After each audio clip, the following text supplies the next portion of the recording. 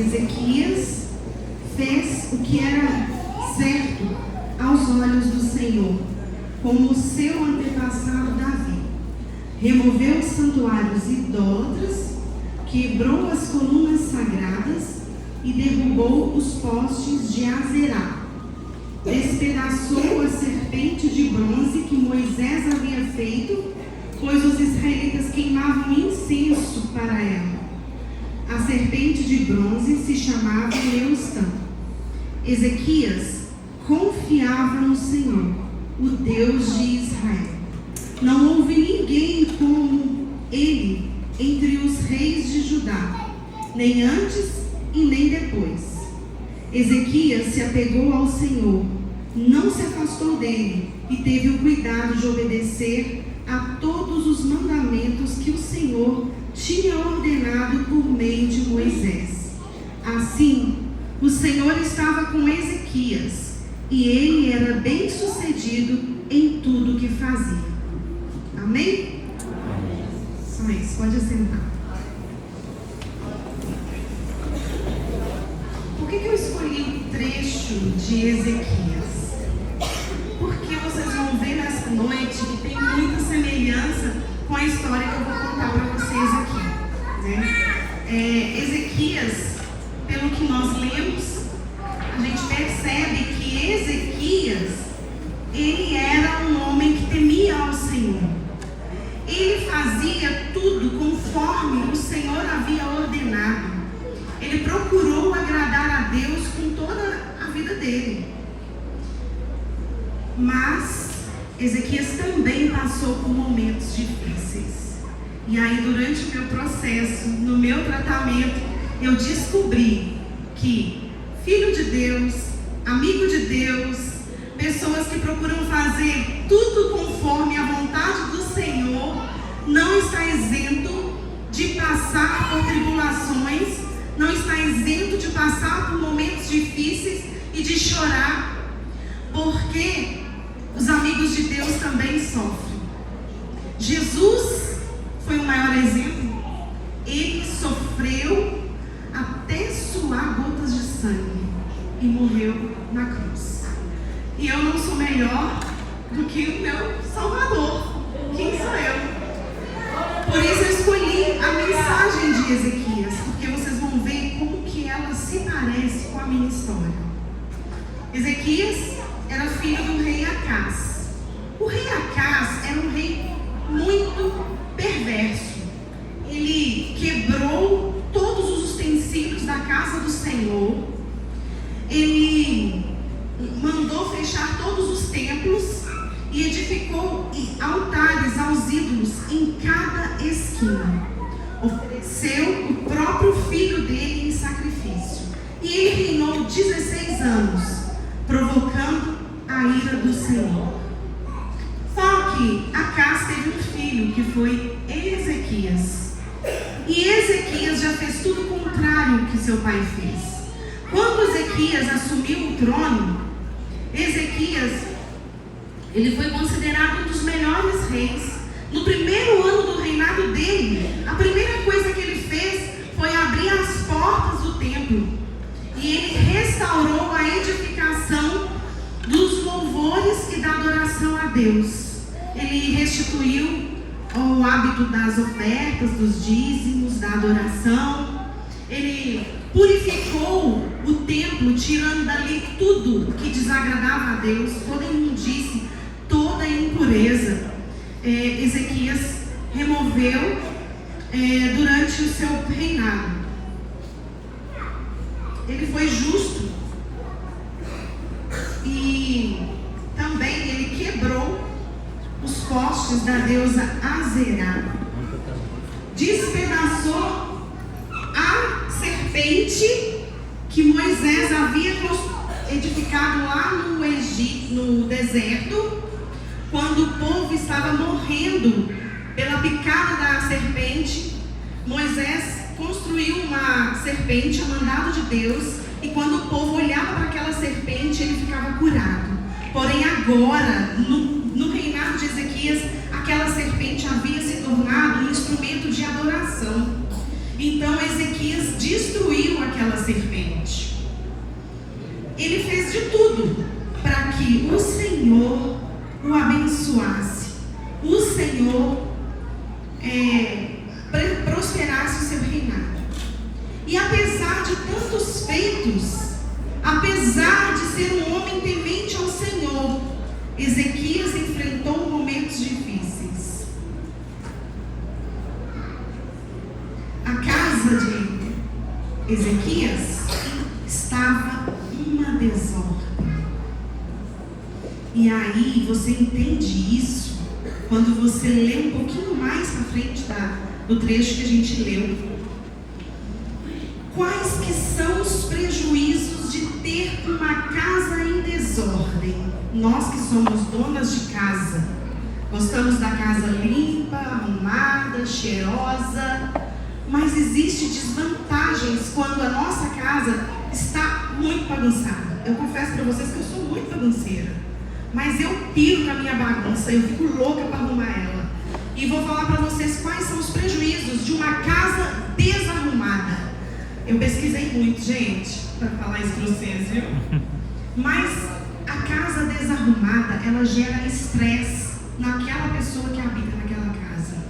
A pessoa fica tão estressada, que a vida dela não rende, nada anda, nada vai para frente. Ela se torna procrastinadora, o dia dela não consegue andar, não consegue mover, porque tem tanta coisa fora do lugar que a pessoa não sabe por onde começar a organizar.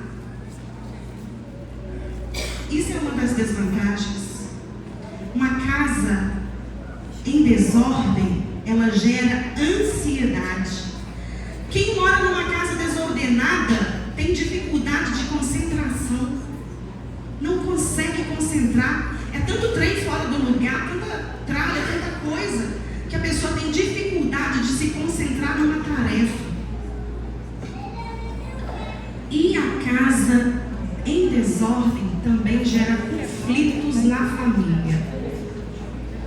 Procura uma chave. Cadê a chave? Eu deixei aqui. Não sei aonde está a chave. Onde que está a chave? Meu Deus, a chave sumiu. Eu tinha deixado aqui. Mas também está tudo uma bagunça. As coisas somem, ninguém encontra nada. Eu lembro que minha mãe era extremamente organizada. Minha mãe, se acabasse a luz, ela encontrava a chave no escuro. Encontrava os objetos dela no escuro, que ela sabia onde estava. O meu sogro é um exemplo. O meu sogro perdeu a visão. Mas até hoje, se você perguntar para ele onde está a caixinha de ferramenta dele, ele sabe onde está. Uma casa desorganizada é um caos na vida de uma pessoa. E a casa de Ezequias estava exatamente assim, desorganizada. Mas eu não falo desorganizada na questão de bagunça, de objetos fora do lugar. Não. A desordem da casa de Ezequias diz respeito à família dele. A família de Ezequias não tinha conexão com ele. E a gente percebe isso quando a gente lê a Bíblia e vê que o filho de Ezequias, quando assumiu o reinado depois de Ezequias, foi um dos piores reis da história. Ele fez tudo contrário ao pai dele tinha feito. Se o pai dele destruiu os ídolos, ele foi lá e edificou. Ele procurou cumprir à risca. Tudo que o pai dele fez, ele desfez. Então, por aí percebe-se que a casa de Ezequias estava em desordem. Ezequias havia construído muitas coisas, conquistado muitas vitórias, vencido reis, vencido muitas batalhas. Ele teve a presença dos anjos do Senhor para lutar com ele numa batalha, mas ele se esqueceu de uma coisa. Ele se esqueceu de edificar um altar dentro do coração dos filhos dele.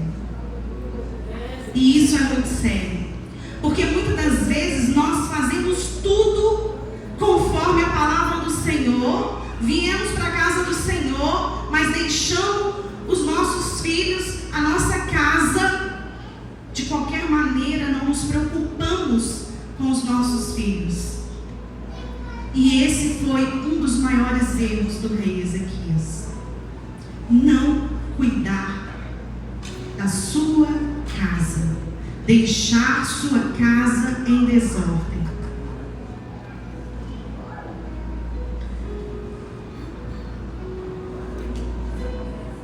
Gente, um estresse causado por causa de uma desordem numa casa, ele pode ser extremamente sério.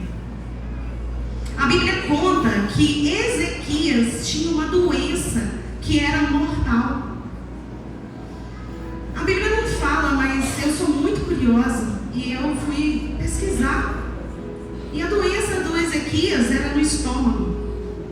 E hoje a ciência diz que o estresse excessivo, você ser muito estressado, qualquer coisa tira a sua paz, gera problemas no estômago. Você já viu pessoas que têm úlcera nervosa? Às vezes ela retém tanto amargura dentro dela, raiva, vontade de explodir, que ela engole aquilo e o estômago dela é muito sensível, nossos estômagos, e ele desenvolve substâncias que são capazes de corroer o estômago, formar uma gastrite, formar uma úlcera por causa do estresse, do nervosismo, da raiva. E a doença de Ezequias, ao que tudo indica, era uma úlcera mortal. Ezequias provavelmente viveu muitos momentos de estresse dentro da casa dele. E ele não soube lidar com as emoções dele. Uma pessoa que está sob efeito de estresse, ela sente falta de apetite, refluxo, enjoo, queimação no estômago, são inúmeras coisas, até aquilo vir a virar uma doença psicossomática.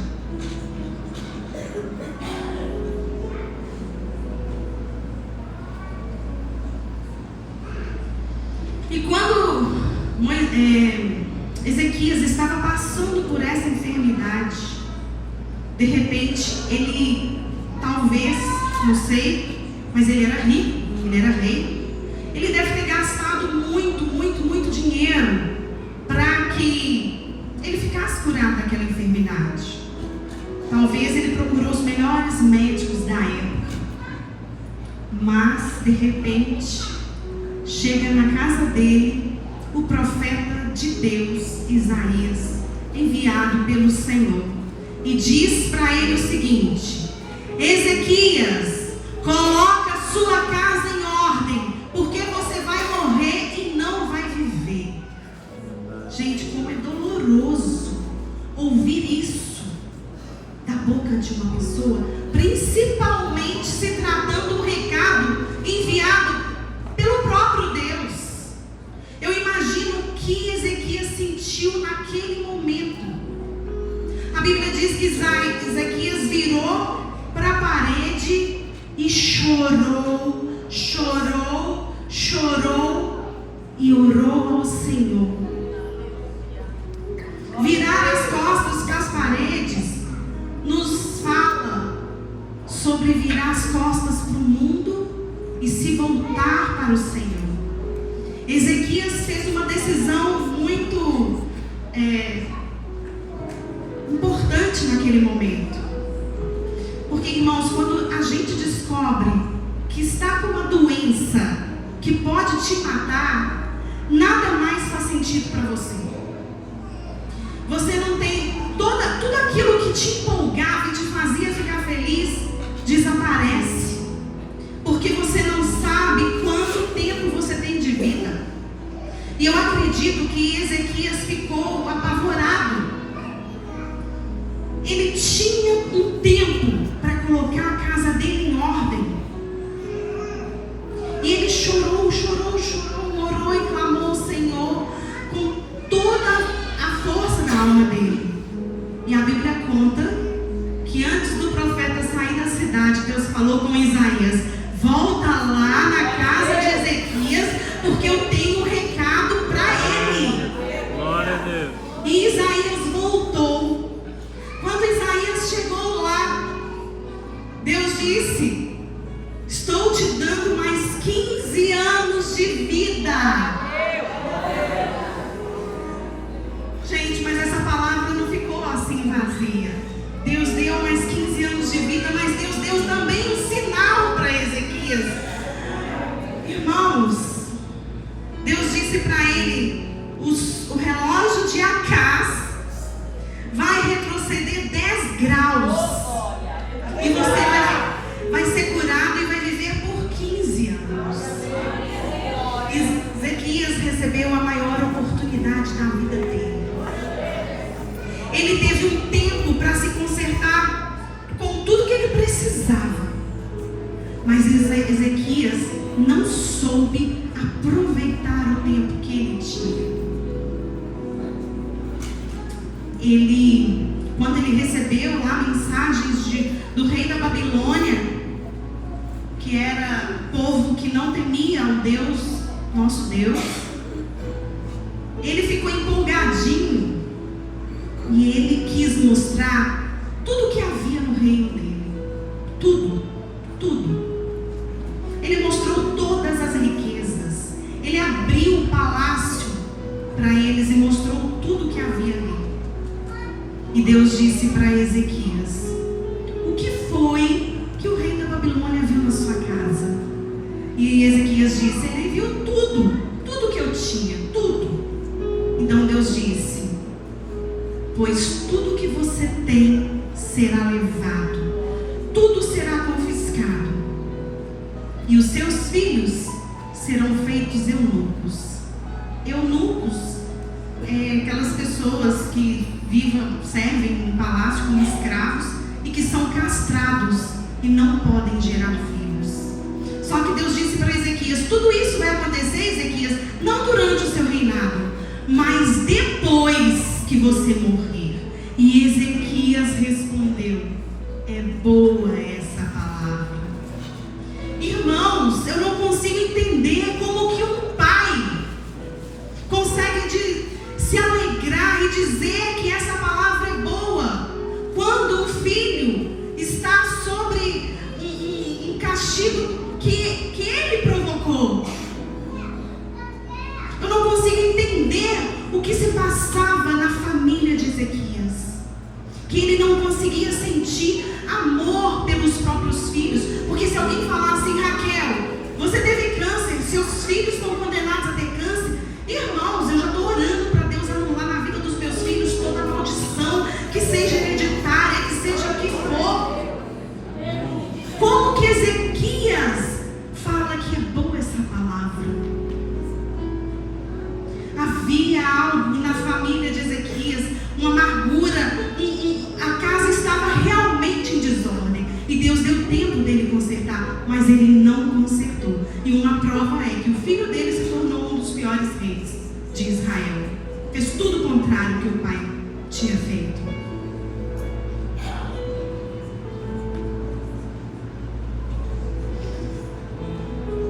A minha história não é muito diferente da de Ezequias, não. Passei minha vida toda na igreja, fazendo de tudo para agradar o Senhor. Eu lembro que teve uma época que não podia tirar as pontas do cabelo. E eu não tirava as pontas do cabelo. Tudo que era ensinado na igreja, eu tentei fazer. Eu fiz tudo bonitinho. Comecei a trabalhar com as crianças, eu tinha 13 anos de idade. Fiz meu primeiro curso do Ministério Infantil. E de lá pra cá, eu comecei a trabalhar com as crianças. E cada vez mais amava estar na casa do Senhor. Eu tinha prazer em fazer tudo. Eu era aquela chamada tampa-buraco. Não tem ninguém para fazer. Eu levantava minha mão e falava: pode deixar que eu faço.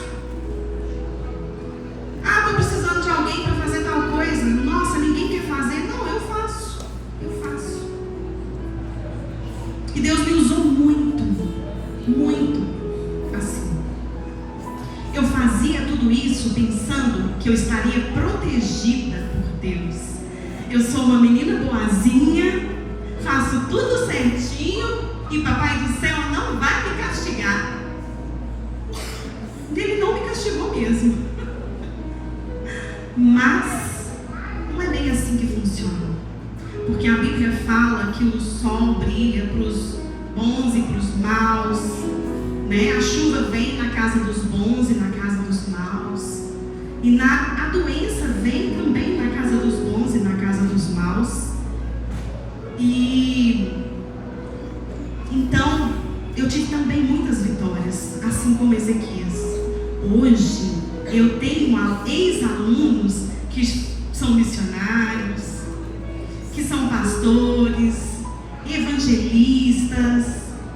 Uma grande vitória que eu tive, que foi um pouco diferente do Ezequias, é a minha casa, os meus filhos.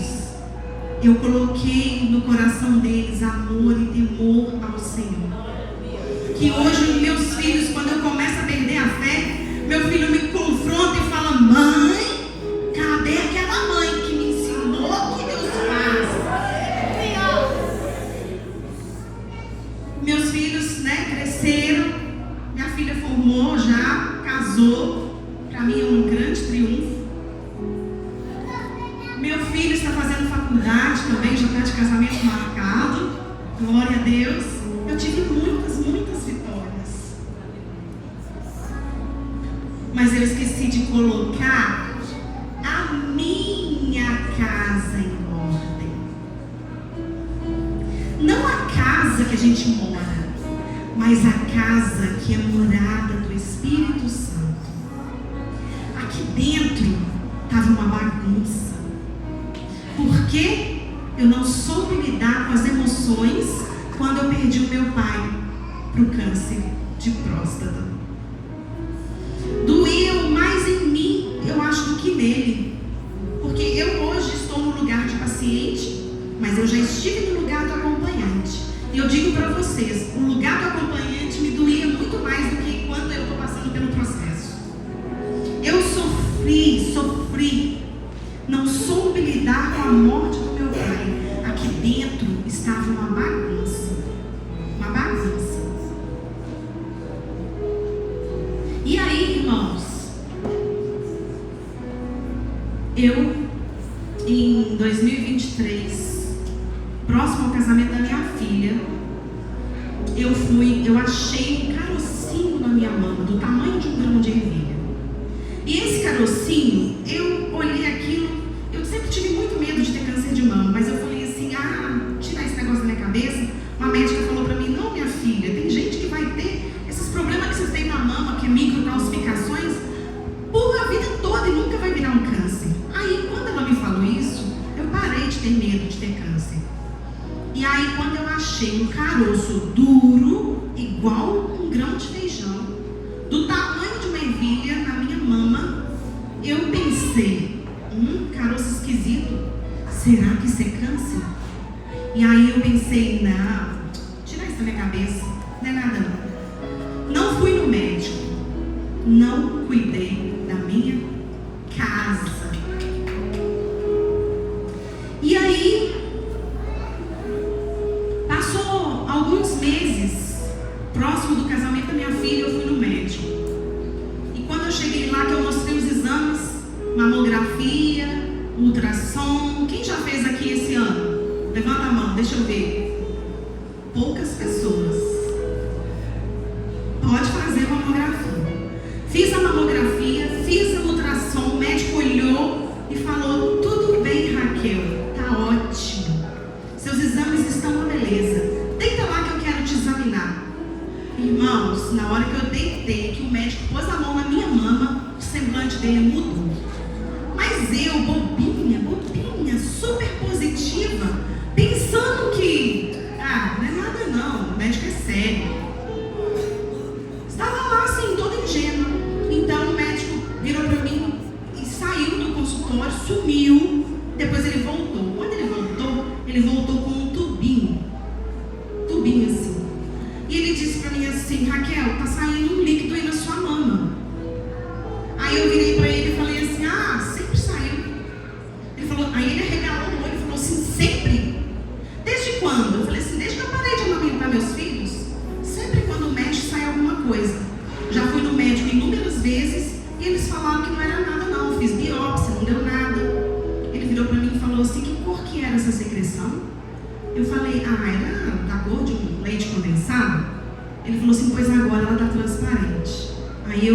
mais ingênua, sorri e disse: que bom, doutor, a secreção limpou. E ele disse para mim assim: pois é exatamente a secreção estar transparente que está me preocupando. Porque quando ela tinha a cor amarelada, tudo bem, não é um fator de risco. Mas ela estar transparente é o que está me preocupando. E aí eu pensei: meu Deus, será que eu estou com um trem ruim? E aí, irmãos, ele fez a biópsia. E a biópsia ia sair na semana do casamento da minha filha. Pensa, se eu pego essa biópsia e tem escrito lá que eu estou com câncer, você pegaria essa biópsia no dia do casamento da sua filha, na semana do casamento da sua filha? Também não peguei não. Peguei e falei: não vou pegar isso. Eu vou esperar essa menina casar, ir para a lua de mel dela, voltar, e vai dar tudo certo, depois eu pego. Aí peguei, depois que tudo passou, peguei. Quando eu peguei, estava escrito lá: inconclusivo, ou seja, não tem conclusão nenhuma. Aí eu pensei: meu Deus, podia ter pegado antes, né? Não peguei. Sofri uma ansiedade à toa. Mas aí o médico olhou para mim e disse assim: Raquel, deu inconclusivo, mas tem um caroço aí na sua mão. Quando ele falou isso, que eu descobri, irmãos, que aquele caroço ainda estava ali. Eu já tinha procurado ele e não tinha encontrado mais. Eu pensei que ele tinha sumido, que era um desequilíbrio hormonal, alguma coisa assim. E então eu fui apalpar o meu corpo. E quando eu apalpei, eu descobri que o caroço, ele não estava do tamanho de uma ervilha. Ele estava do tamanho de um limão. E eu pensei: meu Deus, como assim? Como que isso foi acontecer? E aí cheguei em casa, a primeira coisa que eu fiz foi pro Dr. Google e pesquisar secreção transparente, o que quer dizer. Aí a resposta do Dr. Google veio: fortes indícios de câncer de mama. Irmãos, eu fiquei com medo, falei com o Marcos sempre positivo: não, seu exame não deu nada, tá tudo bem, a mamografia tá perfeita, e não sei mais o que. E aí, beleza. Aí ele falou comigo assim: olha, Raquel, esse caroço que tá aí, ele precisa ser retirado e mandado fazer uma biópsia. Isso tem que ser feito uma cirurgia. Você tem que tirar esse caroço. Vai pro SUS, porque o SUS vai fazer isso tudo para você. E eu fui pro SUS. Mas a espera do SUS, irmãos, é uma loucura, né? Demorou. Pensa na ansiedade. E aí saiu a consulta com a mastologista. A mastologista do SUS falou assim: nós não vamos fazer cirurgia sem saber se o que está aí precisa ser tirado ou não. Não é um procedimento. Nós não vamos te abrir assim de qualquer forma. Você vai fazer uma biópsia. E aí eu fiz a biópsia. A médica que fez a biópsia ficou assustada. Por quê? Ela fez a biópsia guiada com o ultrassom para enxergar toda a normalidade que tinha. Só que o ultrassom não mostrava nenhum caroço. O caroço só era sentido no toque. Por isso é importante você conhecer o seu corpo. Você se olhar no espelho, tirar sua roupa, levanta os dois braços, olha as axilas se não tem caroço, olha se os mamilos estão iguais, se não está invertido, se sua pele não está com aparência de casca de laranja, se não tem nenhum nódulo. Olha a sua mão, cria um hábito de olhar todos os dias enquanto você toma banho, vai passando a mão ali, vai olhando, porque qualquer sinal, qualquer anormalidade que aparecer, você é a primeira a saber. Eu não percebi, eu não observei a minha casa.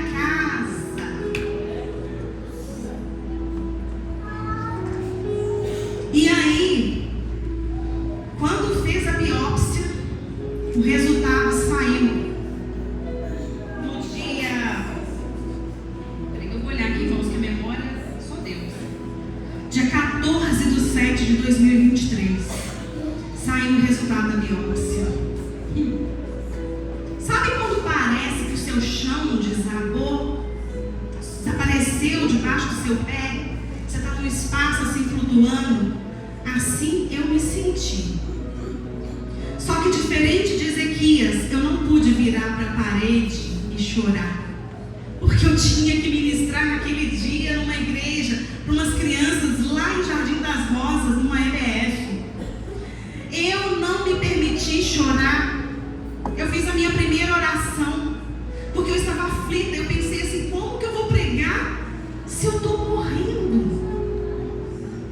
E aí eu orei ao Senhor e falei, Senhor, eu preciso do Senhor comigo. Se o Senhor for comigo, eu vou. Mas se o Senhor não for comigo, eu não vou conseguir fazer nada, porque a minha cabeça está toda zureta. E Deus foi comigo. A partir daquela oração, irmãos, eu senti tranquilidade. Eu consegui sentar, estudar a Bíblia, preparar o que eu tinha para pregar. E preparei tudo, planejei tudo, fui.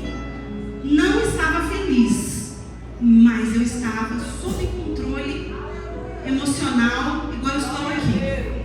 E aí, irmãos, eu preguei. E cada palavra que saía da minha boca era como se fosse, eu sentia como se tivesse vindo direto de Deus, descendo aqui na minha cabeça e saindo da minha boca. Mas essas palavras alcançavam quem me ouvia, mas também vinha aqui, ó, e falava comigo. E eu fui confortada pelas próprias palavras que o Senhor colocou na minha boca para ministrar naquela igreja. E eu vim embora para minha casa, tranquila. Ministrei julho inteirinho, porque era mês de EBF, todo mundo me convidando, prega aqui, prega ali, prega aqui. E eu já tinha a agenda cheia. E eu fui em todos os compromissos. Eu lembro que a última igreja que eu preguei foi de Santa Helena.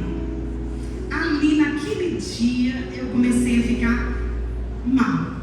A última ministração de Santa Helena eu custei a fazer. E no mês de agosto entrou uma amargura em mim. Meu tempo ficou ocioso. Eu não tinha mais com que ocupar minha mente. E os pensamentos ruins começaram a surgir. Eu só pensava assim: meu pai morreu de câncer. Eu estou com câncer. A minha senha é a próxima. Eu nunca pensei que eu fosse morrer tão nova. E ali, irmãos, eu tive muita insônia. Eu não contei pra ninguém. Mas eu não conseguia dormir. Eu deitava meia-noite e acordava 2 horas da manhã e não conseguia dormir mais. E na minha cabeça ficava assim: pega o papel do laudo. Aí o que acontece? De madrugada não tem como você olhar o papel do laudo, né? O que eu fiz? Peguei o celular, tirei foto, botei no celular para não acordar o Marcos. E toda noite que eu perdi o sono, eu pegava o celular e ia para o Dr. Google e pesquisava cada tópico daquele que estava no meu laudo em busca de uma resposta. Tipo, seu câncer é um câncer benigno. Seu câncer é um câncer que não vai te matar. Mas cada pesquisa que eu fazia era mais assustadora que a outra. E cada vez que eu pesquisava, mais insônia eu tinha. Mas chegou um momento, irmãos, que eu estava igual um zumbi. Porque você não dorme nem de dia, nem de noite. Sua cabeça fica louca. E eu estava sem conseguir dormir. E aí, quando foi numa noite, que eu não lembro qual, eu acordei. Perdi o sono, peguei o celular e eu pensei, tá repetindo de novo, mais uma noite que eu vou passar pesquisando no celular e vou ter uma resposta ruim.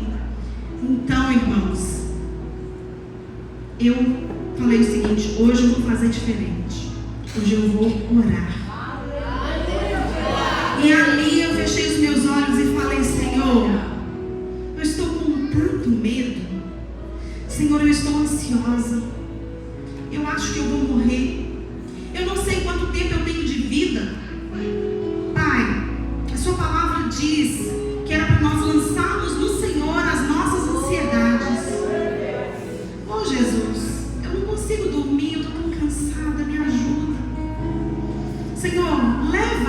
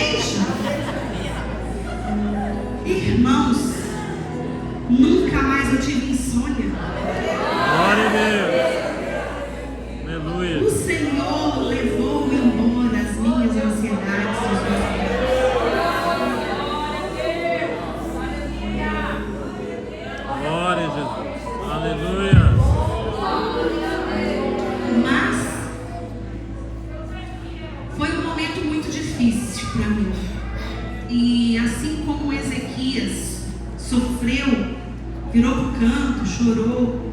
Eu também, né? Passei por esses noites em claro, chorando, muitas das vezes, né? Meu marido dormindo, né? E as lágrimas só descendo.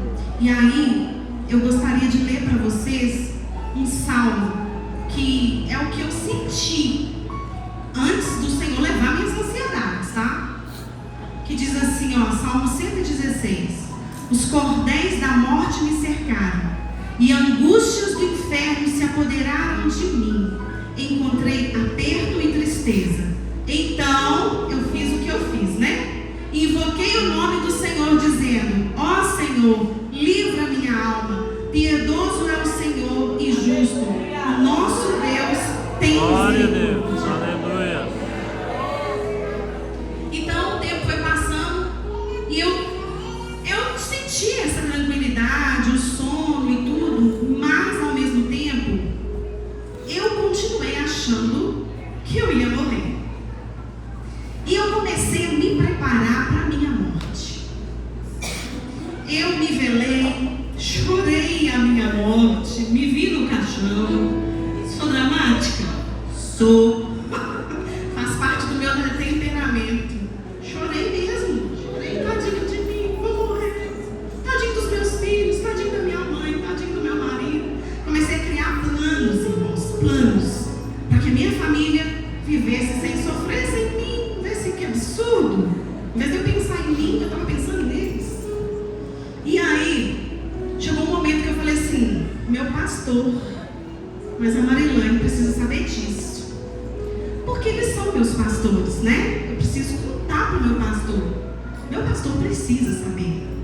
E aí eu procurei meu pastor. Gente, o pastor Tonias é bravo, não é? Ele é bravo, não é? Ele é bravo, sim. Mas quando eu contei para ele que eu estava com câncer, sabe quando você vê angústia na alma da pessoa? Ele se angustiou junto comigo, ele e irmã Marilane. E ele falou comigo assim, ele me deu a mão e falou: Raquel, ele e irmã Marilane, estamos com você para o que você precisar, minha irmã. E ele me deu alguns conselhos, que eu não sei se eu vou dar os conselhos certos, mas ele pode me ajudar a consertar isso. Ele disse para mim assim: olha, não para nada do que você está fazendo. Irmãos, eu tinha procurado ele para entregar meu cargo das crianças. Eu não vou trabalhar com criança, pastor, eu vou morrer. E ele disse para mim assim: não, você não vai entregar, eu não aceito o seu cargo. Nós vamos colocar pessoas para te ajudar. E você não vai parar nada do que você faz. Não para nada do que você faz. E eu virei para ele e falei: pastor, eu estou parando. Eu não vou mais entregar para criança. Aqueles recursos visuais que estão lá em casa, que eu tenho um quarto só desse trem, eu falei: pastor, já estou pensando em vender isso, desfazer, doar. Não vou pregar, eu vou morrer. E ele disse para mim assim: eu te proíbo de vender qualquer coisa. Não vende nada. Guarda tudo lá e espera o tempo, porque você vai ministrar. E ele me deu um conselho. Ele disse o seguinte: Raquel, eu trabalhei, eu esqueci quantos anos. Eu trabalhei 30 anos. 30 anos na oncologia do Felício Roxo. Alguém sabia disso aqui? Ninguém, nem eu. Felício Roxo, né? Belo Horizonte, Santa Casa, Luxemburgo. Ele trabalhou na oncologia desse hospital. E ele disse para mim assim: vou te falar uma coisa, os pacientes que chegam lá pensando positivo, animado, se recupera rápido. Os pacientes que chegam lá cabisbaixo, reclamando, eles demoram muito mais. E eu entendi que muitos nem se salvam. Tenha um pastor que cuide de você. Eu tenho. Pastor Adonias, pastor Adilson. E durante esse tempo, pastor Adonias, ele é ruim com mensagem no WhatsApp. Você manda mensagem para ele, ele não vai ver. É igual meu genro, mesma coisa. Meu genro, eu mando mensagem para ele, aí passa 15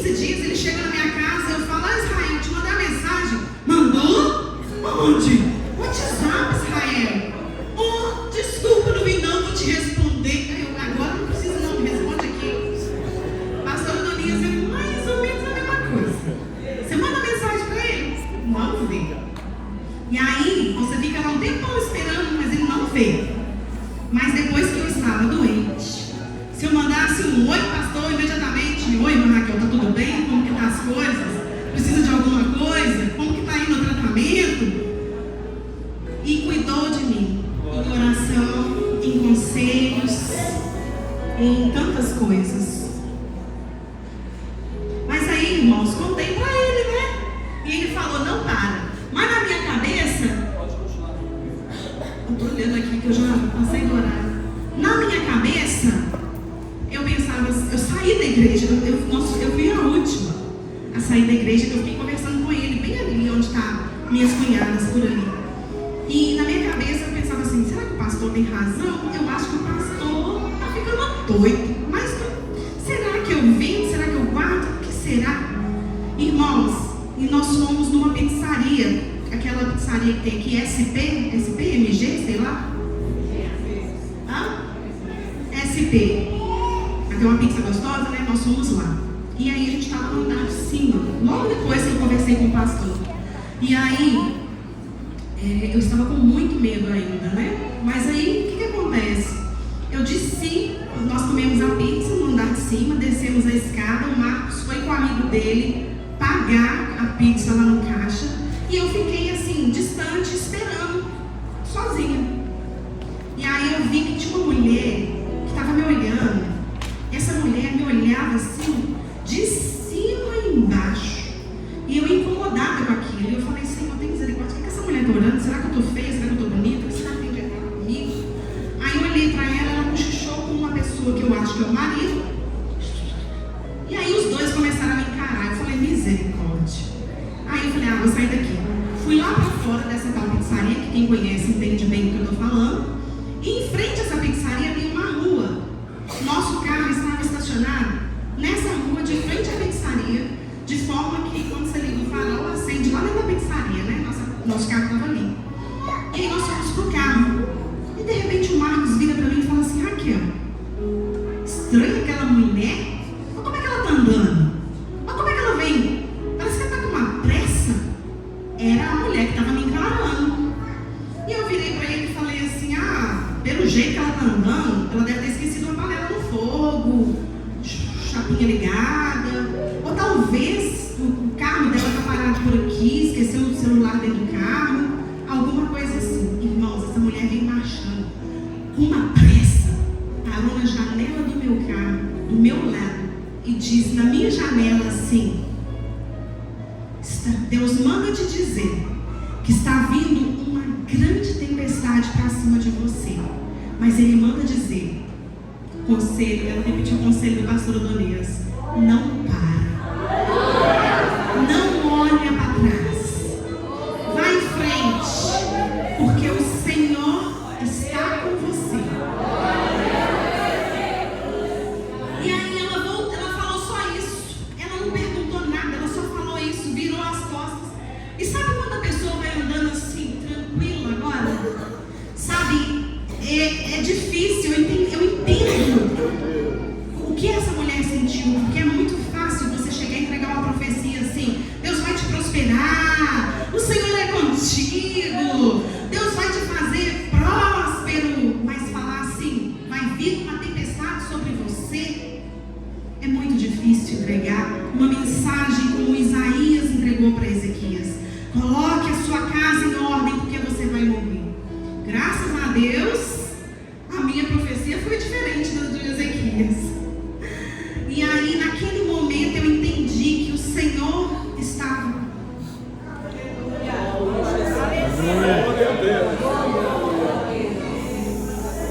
Irmãos, Deus levantou pessoas para interceder por mim. Vocês me vêem nas redes sociais e olham e falam assim, nossa, Raquel é forte. Eu penso, não sabe de nada, inocente. Não sabe tanto que eu sofri. Sabe o que me fez forte? Primeiro, a minha força veio do Senhor. E depois veio das pessoas amadas que cuidaram de mim. Família Mariano, minha família, os irmãos da igreja, os pastores, pastor Radilson, foi lá em casa, levou Santa Ceia com o irmão pastor Pacheco, que eu não sei o nome dele direito, eu sei o Pacheco. E eu fui com a irmã Raimunda, pastor, tantas pessoas foram. Não foram mais porque não deu, né, Vicério? Né, Laura? Não deu. Porque eu tive algumas internações e aí eu tive que ficar separada um tempo. Mas eu sei que elas não foram, mas elas estavam em oração comigo. E eu agradeço de coração a cada pessoa que orou, porque nesse processo eu descobri o poder das palavras. A Bíblia já é muito sincera em tudo que ela fala, mas tinha dia que eu me levantava sentindo um caco feia. Tá ali minha sobrinha Fabiana, que me fez acreditar que eu era bonita, careca. Levanta a mão aí, Fabiana, deixa todo mundo te ver.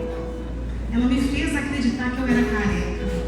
Eu falava pra ela, Fabiana, eu vou ficar feia. Ela falava que nada, tia, você é bonita. Olha esse sorriso, olha esse olhar. Ela me fez gostar de mim, porque eu só achava que o que eu tinha de bonito era o meu cabelo. E eu achei que ele era bonito mesmo. Eu me achava com cabelo, mas eu não me achava bonita. Fabiana, através das palavras, ela falou tantas vezes, mas tantas vezes na minha cabeça que eu era bonita, que eu pensei, gente, eu acho que eu sou bonita mesmo. Vocês entendem o poder das palavras? Você entende quando alguém fala assim, olha, você é muito forte e a gente está se sentindo lá uma galinha de Angola, tô fraco, tô fraco, tô fraco. Vocês conseguem entender? Gente, só quem passa sabe. Eu estava fraca, igual a galinha de Angola, sem energia nenhuma. Alguém falava assim, eu fico boba de ver o tanto que você é forte. Eu não estou falando para você sobre o poder das palavras na mente, em você acreditar psicologicamente, não. Eu estou falando do poder que elas têm, a autoridade que elas têm no mundo espiritual. Porque essa palavra parece que ela entra dentro do tutano da gente e a gente encontra força. Então, forte, eu não sou coisa nenhuma. Eu sou chorona, fraca, mas a minha força vem do Senhor. Deus colocou anjos na minha vida. A gente fica esperando ver um anjo aparecer do céu, vestido com uma roupa resplandecente, glorioso, com a asa grande. Mas Deus coloca anjos do lado da gente, para vir dar um abraço, para vir colocar uma mão sobre a cabeça e fazer uma oração na hora que você está sem palavras para orar. Quando o celular toca e chega uma mensagem, estava aqui lavando vasilha e lembrei de você, como você está, e aí eu pude falar, hoje eu estou ruim, e a pessoa orou por mim. Eu acredito que pessoas são anjos mensageiros enviados de Deus, e a gente só precisa ter sensibilidade para ouvir o que Deus quer falar através da boca dos seus servos. Graças a Deus, aleluia. Nesse meio tempo, Deus levantou pessoas para interceder por mim. Gente, eu pensava que ainda tinha muita gente ruim no mundo, que o mal estava prevalecendo. Mas quando o câncer apareceu em mim, eu descobri que tem mais gente boa do que gente ruim. Porque pessoas que eu nunca vi na vida se despertaram para fazer campanha de oração para mim de madrugada e levantava todo dia 5 horas da manhã para fazer oração por mim. E eu com aquele sono, porque Jesus já tinha curado a minha insônia, nada me acordava. Eu falei, Jesus amado, estou lascada agora, as irmãs orando para mim, como é que eu durmo? E eu não podia pôr o relógio para despertar para não acordar o Marcos. Então eu falei, vou falar com Deus. E eu falei, Senhor, as irmãs estão orando por mim, precisa acordar, o senhor me acorda? Irmãos, durante a campanha, todos os dias, 5 horas da manhã, o Senhor me acordava. Eu pegava o celular e olhava às 5 horas, não precisei de despertador. E até hoje, o dia que eu quero participar da oração, eu falo,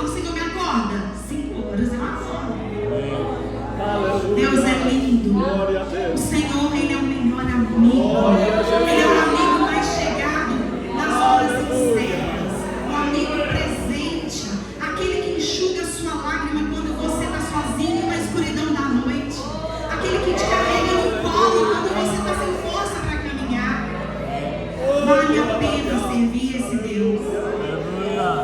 Glória a Deus. Deus curou as minhas emoções. O luto do meu pai que eu não pude viver, o Senhor tirou. Aquela dor, aquela agonia. Participei de vários cursos, mulher única, experiência no lar, Laura me ajudou muito. E participei de uma imersão de uma outra denominação que eu não sabia que era evangélica.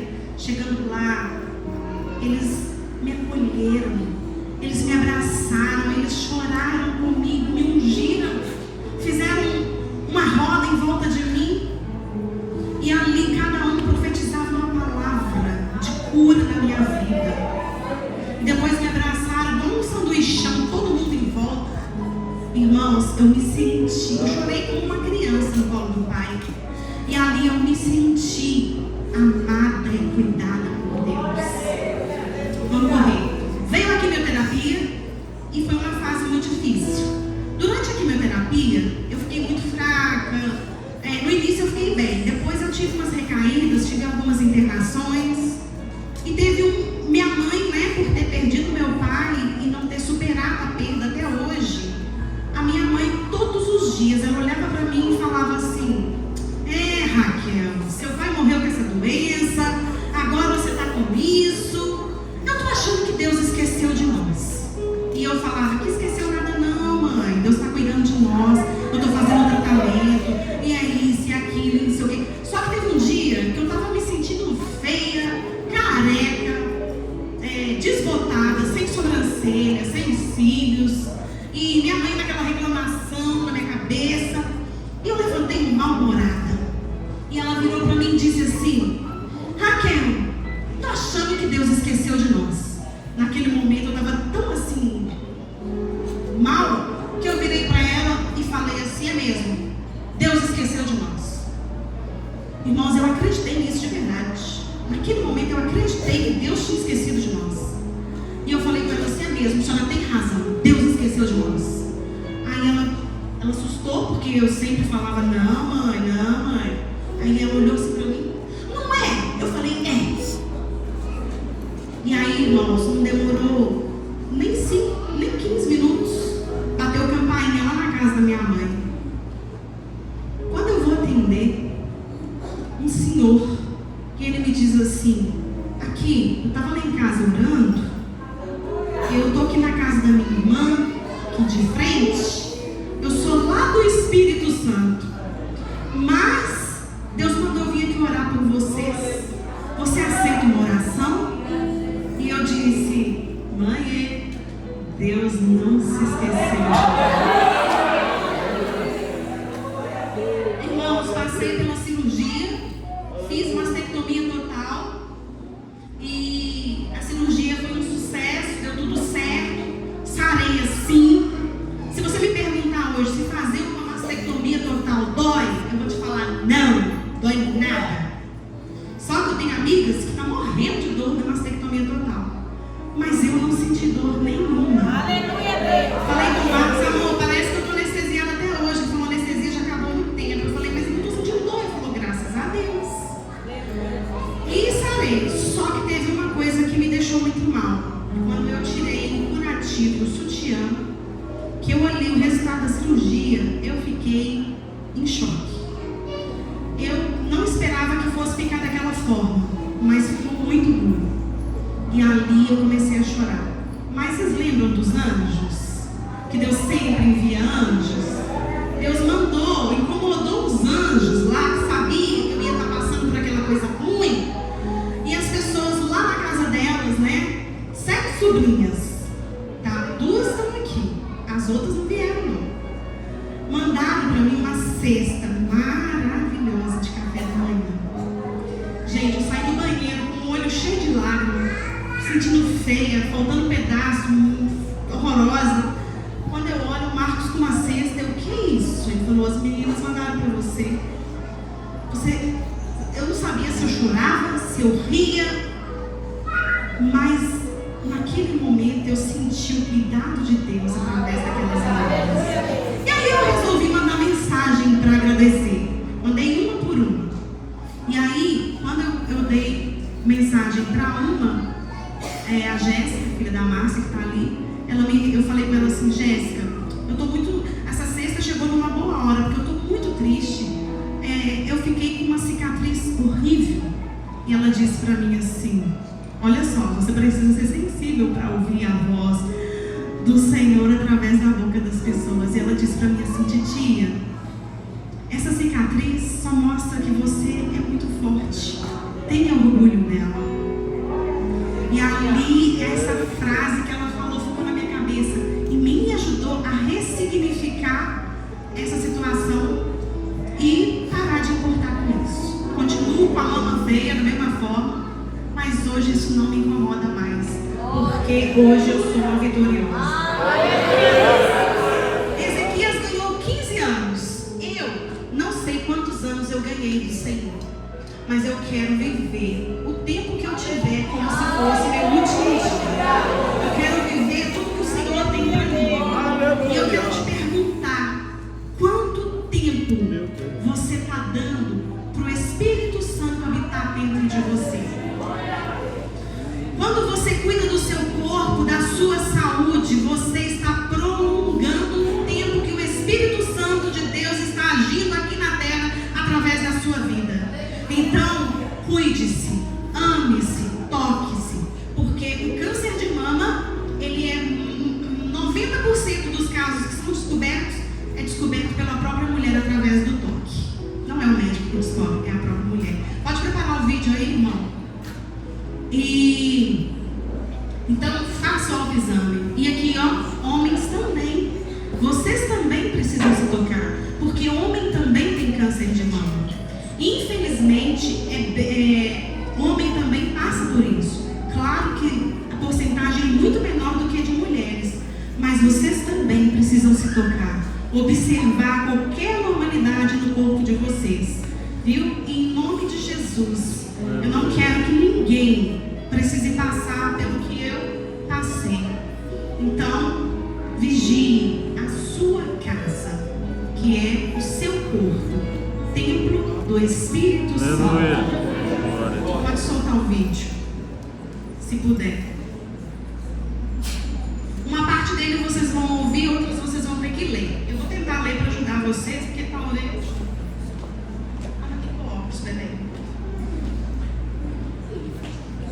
É só um resuminho da minha trajetória aí, do tratamento.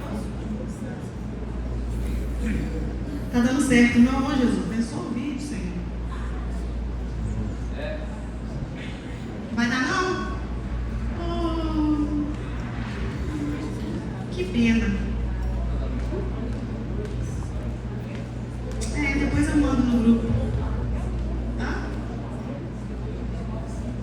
Demora pra ligar. Tudo bem, então, fica pra próxima. Se até o final do culto tiver ligado e der pra passar, e se o pastor quiser dar um tempinho aí, beleza. Se não der... Irmãos, eu agradeço a oportunidade, agradeço a confiança. Eu fiquei muito feliz por esse convite, porque é uma honra muito grande a gente ser convidado para pregar na própria casa da gente. Geralmente quem quer a gente é as pessoas de fora, os de casa falam: aqui não tem graça nenhuma não. Mas louva a Deus, né? Porque vocês, né, me receberam com tanto carinho. A Ellen lá fora me abraçou, falou: essa pregadora eu tenho que levar lá na frente. Eu falei: gente, eu me senti até me senti gente. Agradeço a oportunidade em nome de Jesus.